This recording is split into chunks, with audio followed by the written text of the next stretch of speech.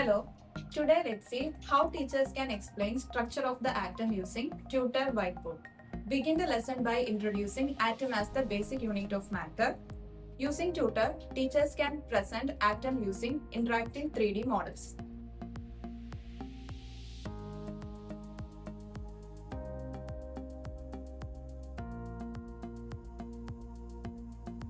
Use the model to explain subatomic particles, protons and neutrons at the center, and electrons around it. Also explain electronic shells and energy levels clearly.